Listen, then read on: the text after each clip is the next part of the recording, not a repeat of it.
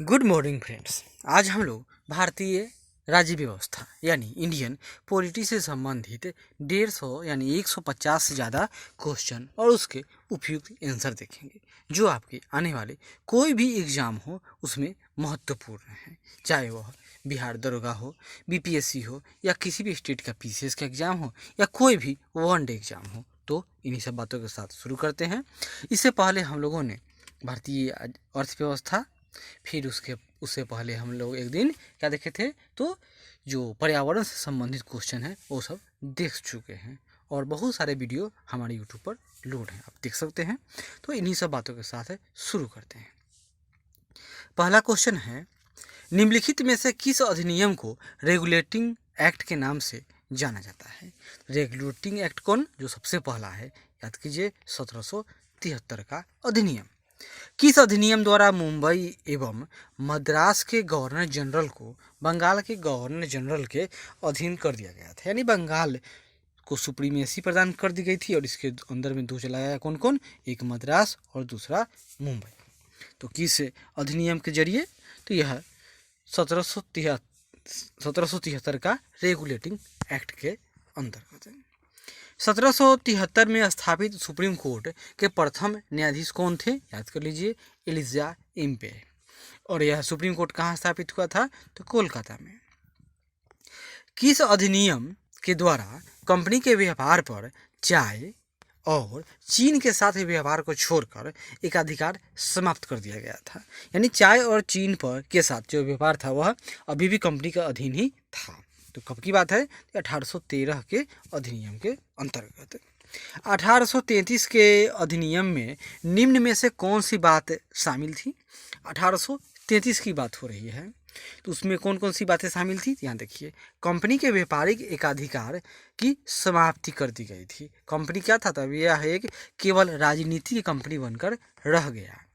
भारत में प्रतियोगिता परीक्षा की शुरुआत किस अधिनियम द्वारा की गई थी? तो 1853 का चार्टर अधिनियम। इसी समय से क्या हुआ भारत में? तो प्रतियोगिता परीक्षा का आरंभ हो गया। क्वेश्चन नंबर 7, भारत का शासन कंपनी के हाथों से ब्रिटिश क्राउन के हाथों में कब सौंपा गया? जब यहाँ पर हलचल हुआ था, यानी विद्रोह की बात है। कब? तो 1857 की विद्रोह हुआ और उसके अगले वर्ष यानी 1858 में क्या हुआ? तो ईस्ट इंडिया कंपनी को बेदखल कर दिया गया। 1858 के अधिनियम पारित होने के समय भारत का वायसराय कौन था? तो भाई लॉर्ड कैनिंग। और भारत के गवर्नर जनरल को वायसराय के रूप में कब से प्रतिस्थापित कर दिया गया? यानी पहले भारत के जो प्रमुख होते थे उनका क्या नाम था? गवर्नर जनरल, लेकिन बाद में वायसराय किया गया। कब की बात है? यही 1858 के अधिनियम से। आगे बढ़ते हैं। क्वेश्चन नंबर 10 देखिए, किस वायसराय द्वारा विभागीय प्रणाली की शुरुआत की गई थी? तो विभागीय प्रणाली याद कर लीजिए 1857 के बाद, यानी लॉर्ड कैनिंग ने शुरू किया था। 1861 के अधिनियम की सर्वप्रमुख विशेषता कौन सी थी? 1861 की सर्वप्रमुख विशेषता बताइए। तो इसमें क्या हुआ? भारतीयों को मतदान का अधिकार मिला था क्या? जी नहीं। सबसे प्रमुख विशेषता गवर्नर जनरल को अध्यादेश की शक्ति प्रदान की गई थी। जो आज के राष्ट्रपति के पास अध्यादेश की शक्ति है, वही गवर्नर जनरल के पास भी अध्यादेश की शक्ति आ गई थी। कब? तो 1861 से। महारानी विक्टोरिया को भारत की सम्राज्ञी कब नियुक्त किया गया? तो बात कब होगी? जब भारत में ईस्ट इंडिया कंपनी का समापन होगा और डायरेक्ट अंग्रेज कहेंगे चलो भाई अब कंपनी नहीं, डायरेक्ट अब वहाँ की संसद के द्वारा शासन किया जाएगा। तो कब का बात है? तो ये 1876 में डायरेक्ट, यानी भारत की क्या, तो महारानी विक्टोरिया को भारत की सम्राज्ञी घोषित कर दिया गया। कब? तो 1876। तो यहाँ उस समय वायसराय कौन थे? लॉर्ड लिटन का समय है। अप्रत्यक्ष चुनाव प्रणाली की शुरुआत किस अधिनियम में किया गया था? क्या बात हो रही है? तो अप्रत्यक्ष चुनाव, तो 1892 की बात है। मार्ले मिंटो सुधार बिल किस वर्ष में पारित किया गया? मार्ले मिंटो की बात हो तो मार्ले मिंटो पहले आएगा, उसके बाद मोंटेगू चेम्सफोर्ड। तो मार्ले मिंटो 1909। पृथक निर्वाचन प्रणाली की स्थापना किस अधिनियम द्वारा की गई थी? पृथक निर्वाचन की बात हो रही है। तो यह भी पार्लियामेंटो यानी 1909। और प्रांतों में द्वैध शासन की स्थापना किस अधिनियम द्वारा की गई थी? प्रांतों में द्वैध शासन की तो कब आ गया? यह भी 1919 यानी मॉन्टेग्यू चेम्सफोर्ड के समय की बात है। भारतीय महिलाओं को पहली बार मतदान का अधिकार कब प्राप्त हुआ? तो भारतीय महिलाओं को फर्स्ट टाइम जो वोट डालने का अधिकार था यह भारत शासन अधिनियम 1919 के द्वारा प्रदान किया गया। मॉन्टेग्यू चेम्सफोर्ड सुधार में प्रावधानों का सार क्या था बताइए। मॉन्टेग्यू चेम्सफोर्ड की बात हो रही है, इसमें जो सार है ये यहाँ देखिए। हिंदू मुस्लिम हेतु अलग अलग निर्वाचन व्यवस्था, यही इनका कुल किया धरा था। इन्होंने क्या किया? इन्होंने भारत में जो बबूल की खेती जो करना था उन्होंने कर दिया। उसका क्या हुआ वो तो जानते ही हैं। अखिल भारतीय महासंघ स्थापित करने का प्रावधान शामिल किया गया था, यानी भारत को कॉन्फेडरेशन कहिए या संघ कहिए वो बनाने का प्रावधान था। कब की बात है? तो भारत सरकार अधिनियम 1935 की बात है। इसमें क्या था? तो भारत को एक संघ बनाया जाता जो अमेरिका की तरह है, लेकिन वो हो ना सका। आगे बढ़ते हैं। प्रांतों से द्वैध शासन का अंत कब किया गया? तो प्रांत से खत्म कर दिया गया और केंद्र में लागू हो गया। तो कब की बात है? भारत शासन अधिनियम 1935। 1935 के भारत शासन अधिनियम का एक मुख्य प्रावधान था। क्या था प्रावधान? देखते हैं। 1935 की बात है। क्या मुसलमानों को पृथक निर्वाचन प्रदान किया गया? और वो तो पहले ही मिल चुका था। तो इसमें क्या होगा? केंद्र में द्वैध शासन की स्थापना और राज्यों में द्वैध शासन का समापन। संघीय प्रणाली की स्थापना का पहला प्रयास भारत सरकार के किस अधिनियम द्वारा किया गया था? संघीय प्रणाली की स्थापना की बात हो रही है। तो ये प्रयास कब हुआ? ये प्रयास 1935 से संबंधित है। तो 22 का उत्तर 1935 है। भारतीयों को बजट पर बहस करने का अधिकार किस अधिनियम द्वारा प्रदान किया गया? यानी भारतीय भी अब बजट पर बहस कर सकते थे। तो 1892 की बात है। भारत की संविधान सभा का गठन किस मिशन के प्रस्तावों के आधार पर किया गया? भारत की संविधान सभा का गठन की बात हो रही है और वह किस मिशन के प्रस्ताव के आधार पर था? तो जल्दी कमेंट कीजिए। तो याद कीजिए, यह था कैबिनेट मिशन। भारत की संविधान सभा के अस्थायी अध्यक्ष कौन थे? डॉक्टर सच्चिदानंद सिन्हा। सच्चिदानंद सिन्हा ये अस्थायी थे। और अस्थायी कौन? संविधान सभा में देशी रियासतों से कितने प्रतिनिधि शामिल किए गए थे? जो देशी रियासत से इससे जो प्रतिनिधि आए हुए थे वे 93 थे। भारतीय संविधान सभा के अस्थायी अध्यक्ष कौन थे? अस्थायी की बात हो रही है तो राजेंद्र प्रसाद। संविधान सभा के पहले सत्र की बैठक कब हुई थी? फर्स्ट डे की बात हो रही है तो ये 9 दिसंबर 1946। भारतीय संविधान सभा के प्रारूप समिति के अध्यक्ष कौन थे? तो भारतीय संविधान सभा के प्रारूप समिति के अध्यक्ष याद कीजिए डॉक्टर BR अम्बेडकर। उद्देश्य प्रस्ताव सभा में किसके द्वारा प्रस्ताव किया गया या पेश किया गया? तो याद कीजिए, जो आज उद्देशिका हम लोग पढ़ते हैं तो ये पंडित जवाहरलाल नेहरू द्वारा। BR अम्बेडकर का संविधान सभा में निर्वाचन किस क्षेत्र से हुआ? पहले तो वे बंगाल से आते थे, लेकिन वह सिलहट क्षेत्र पाकिस्तान में चला गया, यानी पूर्वी पाकिस्तान। तब वे मुंबई प्रेसिडेंसी से आए हुए थे। 32 नंबर। भारतीय संविधान सभा ने भारतीय राष्ट्रीय ध्वज की रूपरेखा को कब अंगीकृत किया था? यानी जो आज का जो झंडा है इसको कब उन्होंने एक्सेप्ट किया? तो 22 जुलाई 1947 को। भारतीय संविधान सभा में महिला सदस्यों की कुल संख्या कितनी थी? संविधान सभा की बात हो रही है तो वह 15 थी। भारत पूर्ण संप्रभु लोकतांत्रिक गणराज्य कब बना? जब भारत में संविधान लागू हुआ, जब भारत में राष्ट्रपति का निर्वाचन हुआ। तो ये कब की बात हो रही है? तो यह बात है 26 नवंबर 1949। इस दिन ही भारत का संविधान लागू हो चुका था। संविधान की उद्देशिका यानी कि प्रस्तावना का संशोधन कितनी बार किया गया है? अब तक एक बार। 42वें संविधान संशोधन 1976 की बात है। भारत के संविधान में भारत को किस रूप में वर्णित किया गया है? तो भारत को क्या बताया गया है? यह परिसंघ है? नहीं है। तो ये क्या है?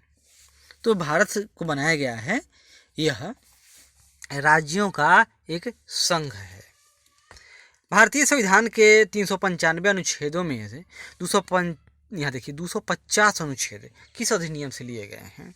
तो 1935 के अधिनियम से हूबहू उतार लिए गए हैं।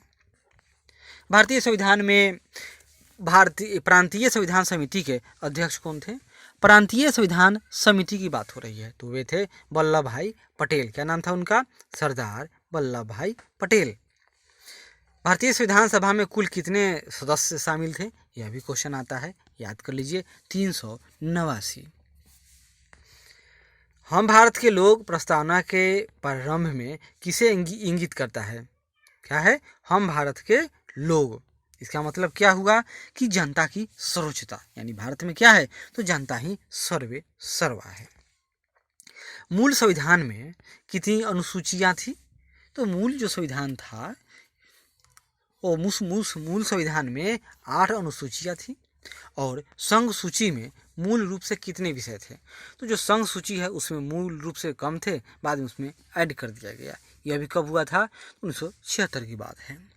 तो मूल संविधान में जो संघ सूची है, तो संघ सूची में जो आपका कितना था टोटल? 97। प्रेजेंट में कितना है?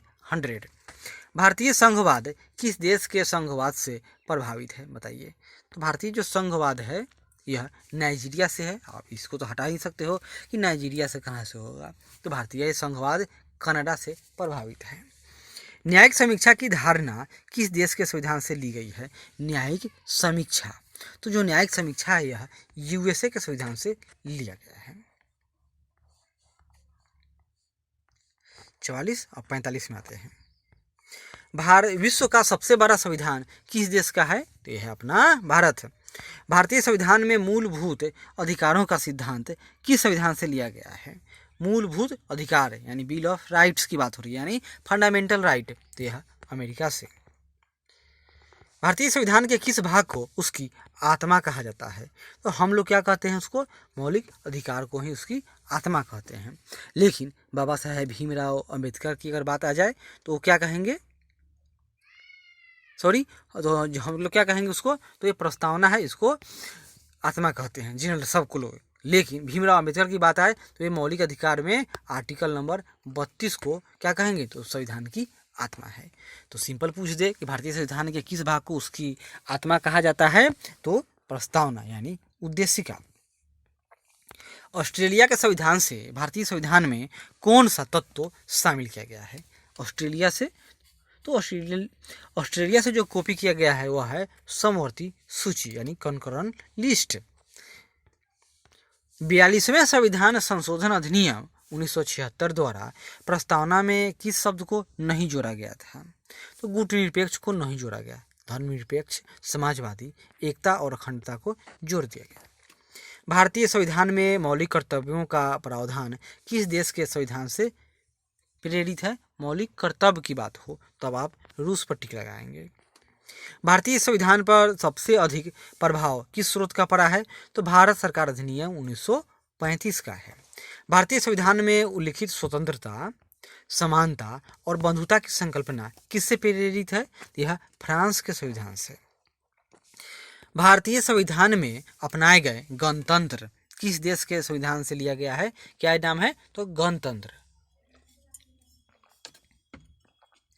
तो जो गणतंत्र है यह ऑस्ट्रेलिया, कनाडा, फ्रांस या जापान कहाँ से लिया गया? तो याद कीजिए यह फ्रांस से लिया गया है गणतंत्र। भारतीय संविधान में आरंभ में कितने मौलिक अधिकारों को शामिल किया गया था?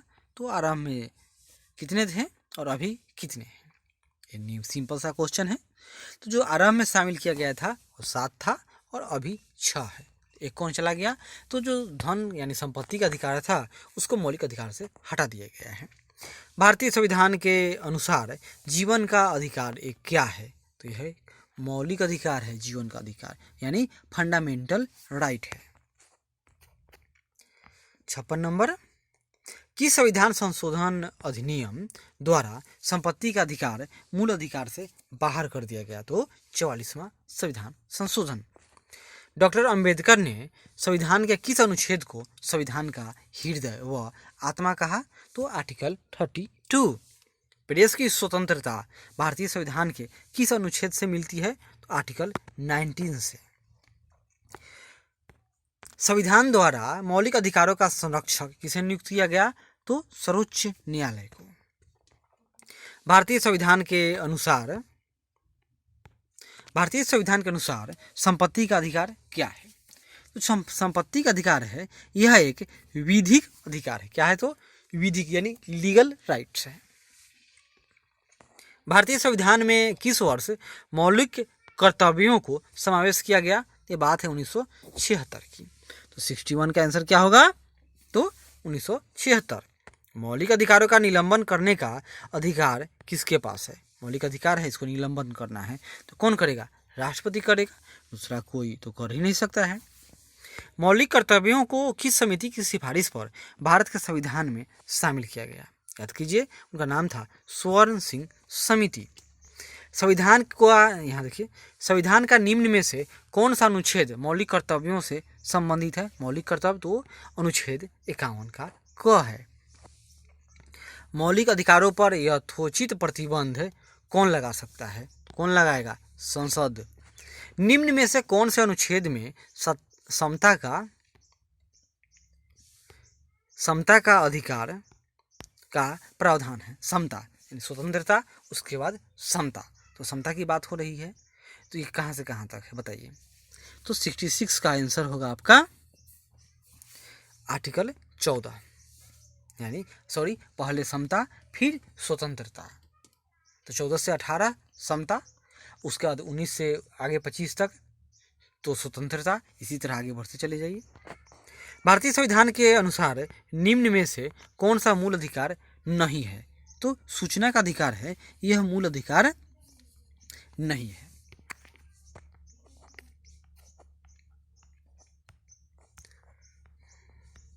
भारतीय संविधान का कौन सा अनुच्छेद अस्पृश्यता का उन्मूलन करता है? तो यह आर्टिकल 17 की बात हो रही है। अनुच्छेद 25 से 30 के बीच कौन सा मौलिक अधिकार का वर्णन करता है? 25 से 30 की बात हो रही है। तो यह जो मौलिक अधिकार है, यह है आपका समानता का 25 से 30 के बीच, तो यह समानता नहीं होगा, यह धार्मिक स्वतंत्रता से संबंधित अधिकार है। निजता का अधिकार संविधान के किस अनुच्छेद की व्याख्या से स्थापित है? तो निजता, तो यह आर्टिकल 21 से संबंधित है, निजता का अधिकार। मौलिक अधिकारों में संशोधन की शक्ति किसके पास है? लोकसभा नहीं, संसद के पास है। भारतीय संविधान के कौन से भाग से कल्याणकारी राज्य के सिद्धांत को स्पष्ट किया जा सकता है?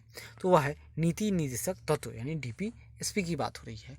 कहाँ से? 36 से 51 तक। इनमें से कौन राज्य के नीति निर्देशक सिद्धांतों के में सम्मिलित नहीं है? काम का अधिकार, समान कार्य समान वेतन, सूचना का अधिकार और संघ निषेध है।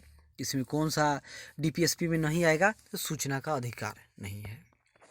निम्नलिखित में से कौन सा मौलिक कर्तव्य नहीं है? इसमें मौलिक कर्तव्य नहीं है, यानी बाकी सब होगा। तो यहाँ देखिए, आम भाईचारे की भावना को उजागर करना है, वैज्ञानिक संस्कार का विकास करना है, भारत की समृद्ध विरासत का संरक्षण करना है, लेकिन राष्ट्रीय उद्यानों का संरक्षण करना ये मौलिक कर्तव्य न है।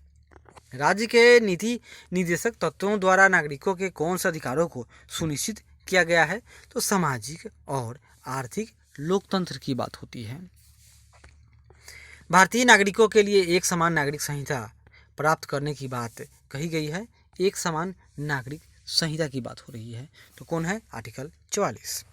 राज्य के नीति निर्देशक सिद्धांतों के अनुसार किस आयु तक के बच्चों को निःशुल्क एवं अनिवार्य शिक्षा देने की व्यवस्था की गई है? तो 14 वर्ष। अनुच्छेद 40 में यहाँ देखिए, अनुच्छेद 40 में किस निर्देशक सिद्धांतों का वर्णन किया गया है? ग्राम पंचायतों का गठन अनुच्छेद 40 से संबंधित है। अब 79 में आते हैं। अंतर्राष्ट्रीय शांति और सुरक्षा संविधान के किस अनुच्छेद में वर्णित है? अंतर्राष्ट्रीय शांति व सुरक्षा, तो आर्टिकल 51। आगे बढ़ते हैं। भारतीय संविधान के किस अनुच्छेद में भारतीय नागरिकों के मूल कर्तव्य शामिल है? तो यह अनुच्छेद 51 का क। तो 80 का क्या होगा? 80 का सी। संविधान के किस भाग में नीति निर्देशक तत्वों का उल्लेख किया गया है? तो यह बात हो नीति निर्देशक तत्व, तो यह भाग चतुर्थ में है, भाग चतुर्थ यानी चतुर्थ भाग में। राष्ट्रपति को लोकसभा में किन 2 सदस्यों को मनोनीत करने का अधिकार है? था, अब तो नहीं है, एंग्लो इंडियन।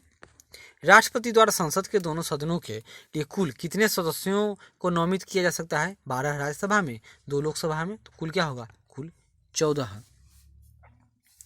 भारतीय संविधान के अनुसार केंद्रीय मंत्री किसकी इच्छा रहने तक पद संभालेंगे? जो केंद्रीय मंत्री की बात होती है तो वह भारत के राष्ट्रपति की इच्छा पर ही पद संभालेंगे। निम्न में से भारत के वह राष्ट्रपति कौन थे जो 2 बार राष्ट्रपति पद पर रहे हैं? तो एकमात्र बाबू राजेंद्र प्रसाद। राष्ट्रपति और उपराष्ट्रपति के से संबंधित चुनाव विवादों का निर्णय कौन करता है?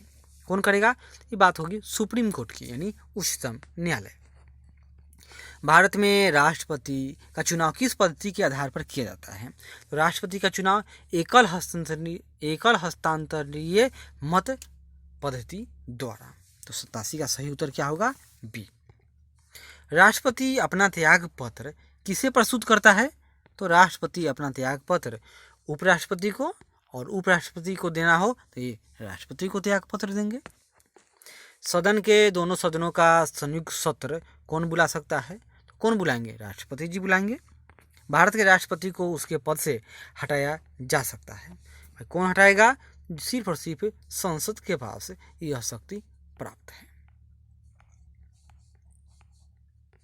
भारत सरकार का संवैधानिक अध्यक्ष कौन होता है? तो संविधान के द्वारा अध्यक्ष राष्ट्रपति है, नाम के अध्यक्ष हैं। भारत के राष्ट्रपति के पास कितने प्रकार के आपात अधिकार हैं? तो जो अधिकार है वह 3 है। कितने? तो आपात अधिकार 3, इमरजेंसी प्रोविजन 3 है। वित्त आयोग की नियुक्ति कौन करता है? तो राष्ट्रपति जी करेंगे। उपराष्ट्रपति पदेन अध्यक्ष होता है तो ये राज्यसभा का, जिसका वह मेंबर नहीं होता। भारत के राष्ट्रपति के चुनाव में कौन कौन किसमें? तो उपराष्ट्रपति यानी वाइस प्रेसिडेंट के चुनाव में कौन कौन मतदान करेगा? तो लोकसभा और राज्यसभा के सदस्य, बस यही, और कोई नहीं करेगा। भारत के उपराष्ट्रपति को पदच्युत करने का प्रस्तावित किया जा सकता है तो सब आरंभ होगा केवल राज्यसभा में, वही राष्ट्रपति तो किसी भी सभा में। किस एकमात्र उपराष्ट्रपति की मृत्यु पद पर आसीन रहते हुई? एकमात्र राष्ट्रपति, एक नहीं, उपराष्ट्रपति। तो नाम याद कर लीजिए, कृष्ण कांत। लोकसभा में मंत्रिपरिषद के विरुद्ध अविश्वास प्रस्ताव लाने हेतु न्यूनतम सदस्य संख्या कितना होना चाहिए? तो 50। और मंत्रिपरिषद किसके प्रसाद प्रयत्न कार्य करता है? मंत्रिपरिषद तो सिर्फ और सिर्फ राष्ट्रपति। संसदीय शासन प्रणाली में वास्तविक कार्यपालिका शक्ति किसके पास होती है? जब वास्तविक शब्द का प्रयोग हो जाए तब प्रधानमंत्री पर टिक लगाएंगे। मंत्रिपरिषद व्यक्तिगत रूप से उत्तरदायी होती है। जो मंत्रिपरिषद है यह व्यक्तिगत रूप से उत्तरदायी होती है राष्ट्रपति के प्रति। कौन सा अनुच्छेद मंत्रिपरिषद की नियुक्ति तथा पदच्युति को विमोचित करता है? तो यानी कि मंत्रिपरिषद से संबंधित इसमें से कौन सा आर्टिकल है? तो आर्टिकल नंबर यानी अनुच्छेद 75 की बात हो रही है। अब 103 नंबर,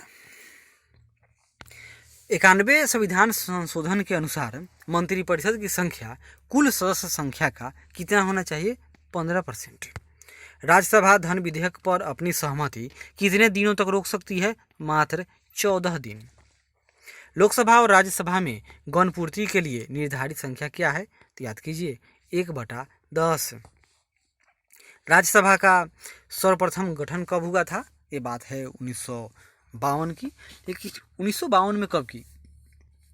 तो 1952 में 3 अप्रैल 1952 राज्यसभा का गठन हो गया। राज्यसभा में राज्यों के प्रतिनिधित्व का आधार किन बातों पर निर्भर करता है? तो यह राज्यसभा में जो प्रतिनिधित्व की बात है तो राज्य की जनसंख्या पर आश्रित है, यानी निर्भर है। तो राज्यों की जनसंख्या। लोकसभा को उसके कार्यकाल की समाप्ति के पूर्व भी भंग किया जा सकता है। कैसे? तो राष्ट्रपति द्वारा। कोई भी धन विधेयक किस सदन में प्रस्तुत किया? कोई भी धन विधेयक की बात हो रही है, धन विधेयक कहाँ प्रस्तुत होगा? तो केवल लोकसभा में। कोई संसद सदस्य कितनी अवधि तक सदन के सभी अधिवेशनों में अनुपस्थित रहता है तो उसकी सदस्यता समाप्त कर दी जाएगी? तो 60 दिन। और संसद के दोनों सदनों के संयुक्त अधिवेशन को कौन बुलाता है? और एक और क्वेश्चन आता है, ये कौन जो उसमें उसकी अध्यक्षता करेगा? तो अध्यक्षता लोकसभा के अध्यक्ष करेंगे, लेकिन बुलाता कौन है? तो बुलाएगा कौन? लोकसभा के अध्यक्ष ही बुलाएंगे। और इसका निर्णय कौन करता है कि कोई विधेयक धन विधेयक है अथवा नहीं? तो लोकसभा के अध्यक्ष। स्वतंत्र भारत के प्रथम लोकसभा अध्यक्ष कौन थे? स्वतंत्र भारत की बात हो रही है और प्रथम लोकसभा अध्यक्ष जीवी मावलंकर। भारत सरकार का प्रथम विधि अधिकारी कौन है? जो प्रथम विधि अधिकारी की बात हो तो भारत का महान्यायवादी होता है, यानी 114 का आपका सही उत्तर कौन होगा? तो बी, भारत का महान्यायवादी। संसद के प्रत्येक सदन का कार्यवाही में संसद सदस्य न होते हुए भी भाग ले सकता है, यानी भारत के प्रत्येक सदन की कार्यवाही में संसद का सदस्य न होते हुए भी वह भाग ले सकता है। उस व्यक्ति का नाम बताइए। वह एक पद है और उस पद क्या नाम है उसका? तो वह है महान्यायवादी। कमेंट कीजिएगा यह किस आर्टिकल में है। निम्न में से कौन कौन सा अंग संसद का अभिन्न अंग कहलाता है? लोकसभा, राज्यसभा और राष्ट्रपति। संसद के दो क्षेत्रों के बीच अधिकतम कितना अंतराल होता है? संसद के दो क्षेत्रों नहीं, यहाँ गलत हो गया, 2 बैठकों के बीच, तो 6 महीना होगा। राज्यसभा के कितने सदस्य प्रत्येक 2 वर्ष पर सेवानिवृत्त हो जाते हैं? तो 1/3। निम्न में से कौन सी समिति केवल लोकसभा की समिति है? तो वह है प्राक्कलन समिति। और किस संसदीय समिति को प्राक्कलन समिति की जुड़वा बहन कहते हैं उसको बताइए? तो प्राक्कलन समिति की जो जुड़वा बहन है वह है लोक लेखा समिति। याद कीजिए, केवल लोकसभा में की समिति प्राक्कलन समिति और प्राक्कलन समिति की जुड़वा बहन तो वह है लोक लेखा समिति। भारतीय संविधान का अंतिम व्याख्याकार तथा उसका संरक्षक कौन है? तो सर्वोच्च न्यायालय। भारत में सर्वोच्च न्यायालय की स्थापना हुई थी, ये बात कब की है? तो भारत में सर्वोच्च न्यायालय की स्थापना भारत सरकार अधिनियम 1935 के अधीन हुई थी।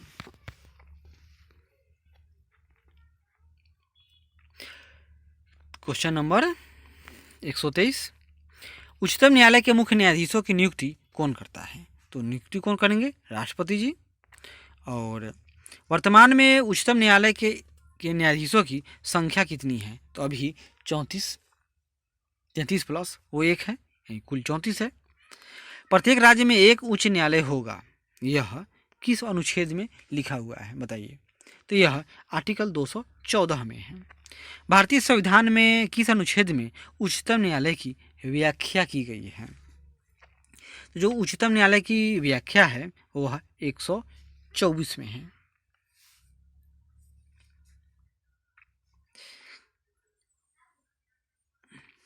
और 127 नंबर क्वेश्चन, मूल संविधान में उच्चतम न्यायालय के न्यायाधीशों की संख्या कितनी थी?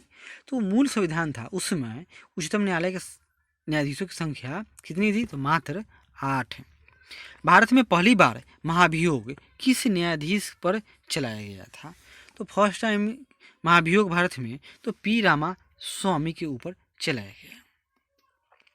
राज्य सरकार का कार्यकारी अध्यक्ष कौन होता है? तो राज्य सरकार, तो इसके कार्यकारी अध्यक्ष राज्यपाल होंगे। और राज्यपाल द्वारा जारी किया गया अध्यादेश विधानमंडल के अनुमोदन के बाद कितनी अवधि के पश्चात स्वतः समाप्त हो जाएगा? तो 6 माह की बात होगी। एक्यूरेट लिखा रहता है 6 माह और 6 सप्ताह। तो यहाँ पर क्या है? तो 6 सप्ताह, मतलब कि विधानमंडल के अनुमोदन के बिना, यानी मतलब क्या हो गया कि बैठक शुरू हो गया और उसके में अनुमोदन न हुआ तब की बात है, तो 6 सप्ताह। किसी राज्य में राज्यपाल की नियुक्ति संविधान के अनुच्छेद के डैश के अनुच्छेद होती है, यानी राज्यपाल की नियुक्ति की बात है। तो राज्यपाल की नियुक्ति आर्टिकल 155 के तहत होती है। स्वतंत्र भारत में निम्न में से कौन सी महिला किसी राज्य की पहली राज्यपाल थी? तो वह थी सरोजिनी नायडू। और ये सुचिता कृपलानी प्रथम मुख्यमंत्री, ये दोनों कहाँ की थी? तो यूपी की। First PM Indira Gandhi. संयुक्त राष्ट्र महासभा की प्रथम महिला अध्यक्ष कहेंगे उसकी, महासभा को संचालित करने वाली, तो विजया लक्ष्मी पंडित। विधान परिषद की सदस्य संख्या कम से कम कितनी होनी चाहिए? कम से कम की बात हो रही है, तो 40 से कम नहीं होना चाहिए। भारत के कितने राज्यों में द्विसदनात्मक विधान मंडल है? तो प्रेजेंट में कितना है? तो यहाँ देखिए 7, लेकिन 7 भी नहीं होगा। क्यों? जम्मू कश्मीर में नहीं है और आंध्र प्रदेश में था, उसको भंग कर दिया गया, तो क्या होगा? तो अभी वर्तमान में 5 होगा। किसी राज्य का उच्चतम विधि अधिकारी कौन होता है? राज्य की बात हो रही है, तो वे होंगे महाधिवक्ता और केंद्र में महान्यायवादी। यही ना होगी, हमने उल्टा बोल दिया। राज्य में महाधिवक्ता और केंद्र में महान्यायवादी। राज्य विधानसभा के सदस्यों की अधिकतम निर्धारित संख्या है, तो 500 से अधिक न हो सकता है। निम्न में से कौन सा विषय राज्य सूची के अंतर्गत आता है? राज्य सूची की विषय है, राज्य सूची के अंतर्गत एग्रीकल्चर है। और आगे बढ़ते हैं। किसी राज्य के विधान परिषद की संरचना अथवा विघटन किया जा सकता है, कैसे? तो उस राज्य की विधानसभा द्वारा, सिंपल सी बात है, वो अपना पास कर देंगे तो विघटन करवा लेंगे, लेकिन संसद द्वारा राज्यपाल की अनुशंसा पर, यानी उसके पास अधिकार है कि वह राज्य विधानसभा 2/3 बहुमत से पास करके भेज दे, कहाँ? तो संसद के पास, और राज्यपाल अनुशंसा करेंगे तो विघटित हो जाएगा। इसका उदाहरण आंध्र प्रदेश। राज्य विधानसभाओं में अंगल भारतीय समुदाय के सदस्य का मनोनयन किस अनुच्छेद के द्वारा किया जाता है? एंग्लो इंडियन की बात हो रही है, तो यह आर्टिकल 333 की बात है। और निम्न में से कौन सी समिति केंद्र राज्य संबंधों पर आधारित है? तो सरकारिया समिति। 73वां संविधान संशोधन का संबंध था, तो यह है वित्त आयोग नहीं कहेंगे हम लोग कहेंगे पंचायती राज अधिनियम। त्रिस्तरीय पंचायती राज तंत्र में शामिल क्या क्या है बताइए? तो है ग्राम सभा, पंचायत समिति, जिला परिषद, यही होगा। यानी 42 का क्या है सही उत्तर है। यहाँ देखिए, ग्राम पंचायत सभा नहीं, ग्राम पंचायत, और ब्लॉक अथवा पंचायत समिति, और तीसरा जिला परिषद। तो ग्राम स्तर पर ग्राम पंचायत, ब्लॉक लेवल पर पंचायत समिति, और डिस्ट्रिक्ट लेवल पर जिला परिषद। भारत में त्रिस्तरीय पंचायती राज प्रणाली का प्रस्ताव किसने किया था? त्रिस्तरीय की बात हो रही है, तो एक थे बलवंत राय मेहता, दूसरे थे अशोक राय मेहता। तो इन्होंने क्या कहा? थर्ड। और इन्होंने कहा भाई 2 स्तरीय बनाओ। तो 143 का सही आंसर क्या है? ए, यानी बलवंत राय मेहता। निम्नलिखित में से किस राज्य ने सबसे पहले पंचायती राज अपनाया था? राजस्थान, जिला नागौर। पंचायती राज प्रणाली में द्विस्तरीय प्रणाली को लागू करने का प्रावधान किस समिति ने किया था? तो अशोक मेहता ने। भारत का पहला राज्य कौन सा है जिसमें पंचायती राज व्यवस्था में महिलाओं को 50% आरक्षण दे दिया है? ऐसा करने वाला कौन सा राज्य होगा? सिंपल बात है, पिछड़ा हुआ राज्य बिहार। संविधान की 11वीं अनुसूची में किन बातों का उल्लेख है? 11वीं अनुसूची की बात हो रही है, तो कौन है? पंचायतों का कार्यक्रम क्या है? तो 11वीं अनुसूची में क्या है? तो पंचायतों का कार्यक्रम है। और 12 में तो म्यूनिसिपैलिटी का। लोकतांत्रिक विकेंद्रीकरण का सुझाव दिया गया था, किसके द्वारा? तो ये महात्मा गांधी पक्षधर थे। लेकिन इसमें सही उत्तर क्या होगा? तो जो समिति बना उसने रिपोर्ट दिया, तो यानी बलवंत राय मेहता इसका ऑथेंटिक आंसर होगा। निम्नलिखित में से कौन सी एक समिति पंचायती राज संस्था से संबंधित नहीं है? तो बलवंत राय मेहता है, अशोक मेहता है, एल.एम. सिंघवी समिति है, लेकिन पीबीएन समिति नहीं है। सरकारिया आयोग का संबंध है, तो इसका संबंध केंद्र राज्य संबंध से है। किसी राज्य में सामान्यतः किसके परामर्श से राष्ट्रपति शासन लागू किया जाता है? तो किसके परामर्श से? तो राज्यपाल से। आंतरिक अशांति के स्थान पर सशस्त्र विद्रोह किस संविधान संशोधन के द्वारा लागू किया गया था? तो यह बात है जनता पार्टी की सरकार के समय, यानी 44वां संविधान संशोधन। संविधान का 52वां संशोधन किससे संबंधित है? यह दल बदल से है। भारत में केंद्र राज्य संबंध किस वाद से प्रेरित है? तो यह संघवाद होगा।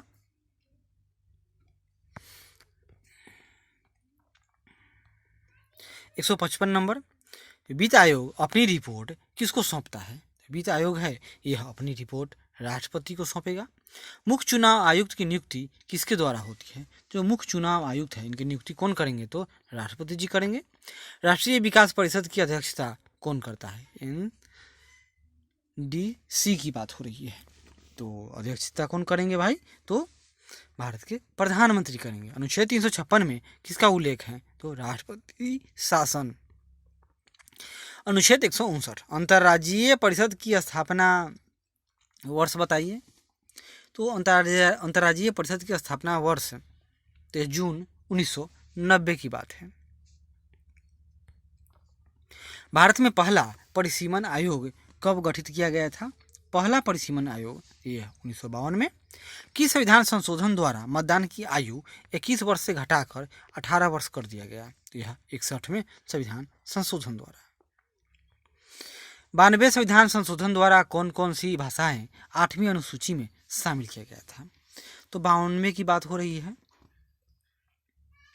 तो बोडो, डोंगरी, मैथिली और संथाली की बात होती है। 36वां संविधान संशोधन 1973 द्वारा किसको पूर्ण राज्य का दर्जा दिया गया? तो सिक्किम को। सहकारी समितियों का संवैधानिक दर्जा किस संविधान से प्राप्त हुआ है? तो यह 97वां संशोधन 2011 की बात है।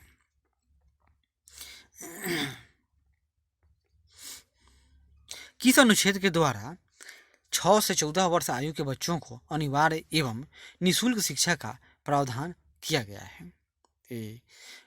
फंडामेंटल राइट में ही इसको जोड़ दिया गया है। तो ये बात कब की है? तो आर्टिकल 21 क की। तो यह राज्य व्यवस्था से आने वाले प्रमुख क्वेश्चन थे। आशा करते हैं कि यह प्रयास अच्छा लगे। जरूर लाइक करें, शेयर करें, कमेंट करें और सब्सक्राइब करें। धन्यवाद।